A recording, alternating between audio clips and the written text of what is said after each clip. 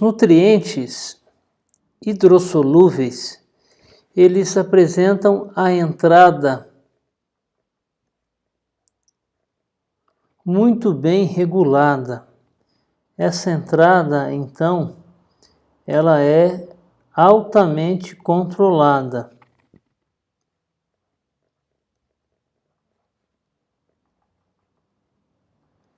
Aqui a gente pode ver, então, novamente o capilar. Este é o capilar da barreira hematoencefálica.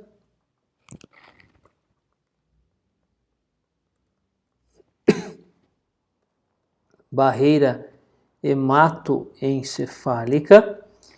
E aqui nós temos uma célula separada. Esta é a membrana lumial desta célula, a membrana lumial, e essa é a membrana abilumial. Esse lado é o lúmen, o interior do capilar, e este lado é o interstício do sistema nervoso central.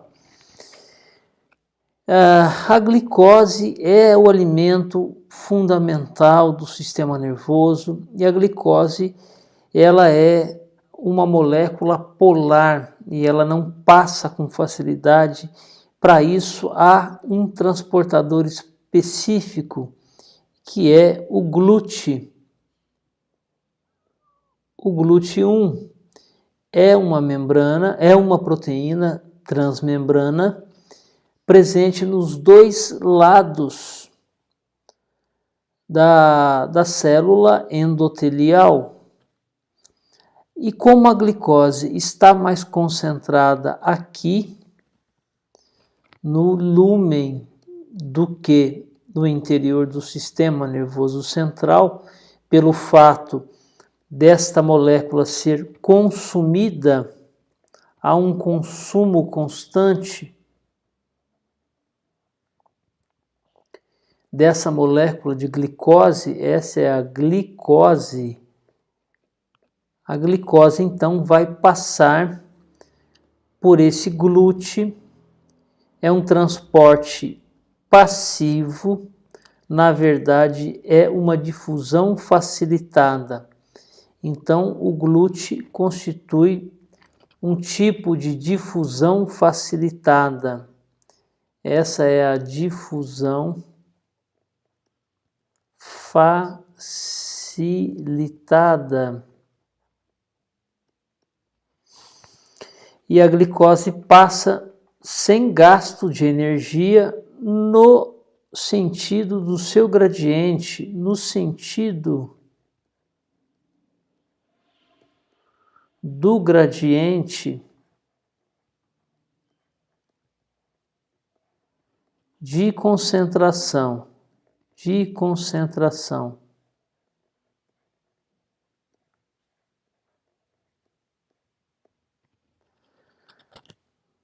Ok? Então essa é a glicose sendo consumido e atravessando através de um GLUT, um transportador, uma proteína transmembrana. Um segundo tipo de nutriente importante são aminoácidos. Alguns aminoácidos também precisam de um transportador e são transportadores da mesma forma como observado para a glicose. Aminoácidos que são grandes, aminoácidos neutros e grandes,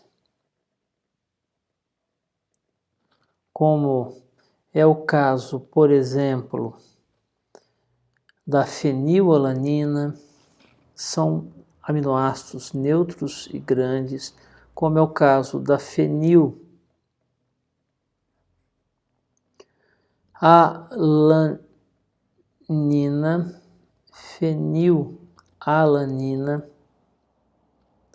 leucina,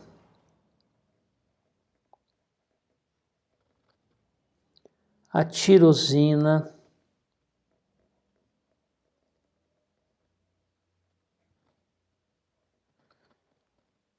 a isoleucina,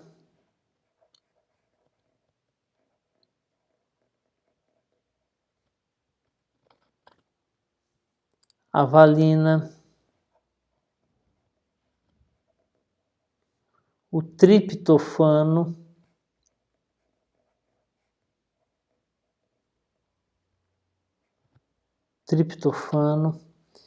a metionina,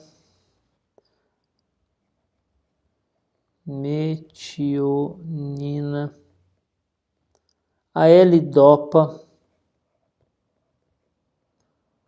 ou seja, são aminoácidos essenciais, importantíssimos, como é o caso da tirosina, que será utilizado para a produção de determinados neurotransmissores, como é o caso da L-dopa, acetilcolina, a noradrenalina, é uma catecolamina e depende da L-dopa.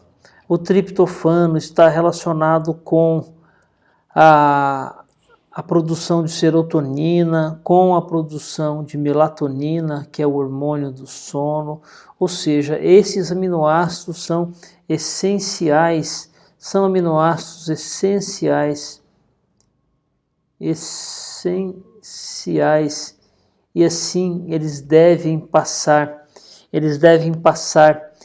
passam em ambos os sentidos. Eles podem passar para dentro quando necessário, como por exemplo a leucina, como eles também podem passar para fora.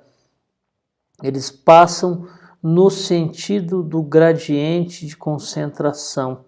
Eles podem passar para fora, assim serem transportados.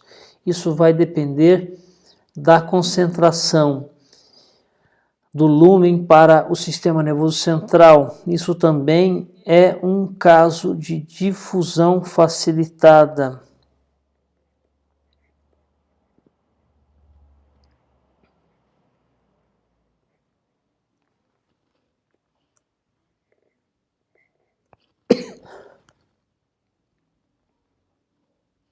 Porém, alguns aminoácidos,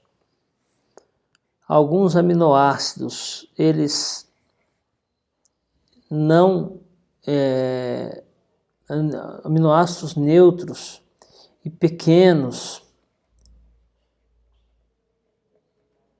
que são, na verdade, produtos que são utilizados como neurotransmissores, esses precisam ser movimentados para de dentro para fora, e eles são produzidos no sistema nervoso central. Eles são produzidos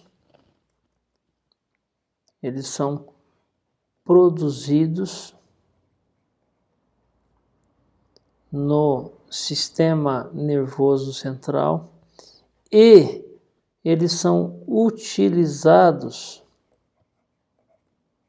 como neurotransmissores.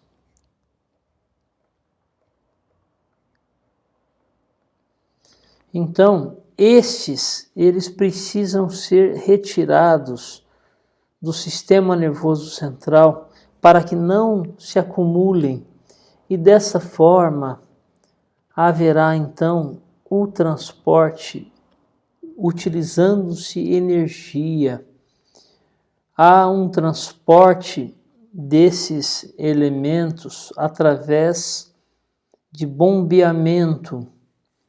Então, por exemplo, a glicina, o GABA,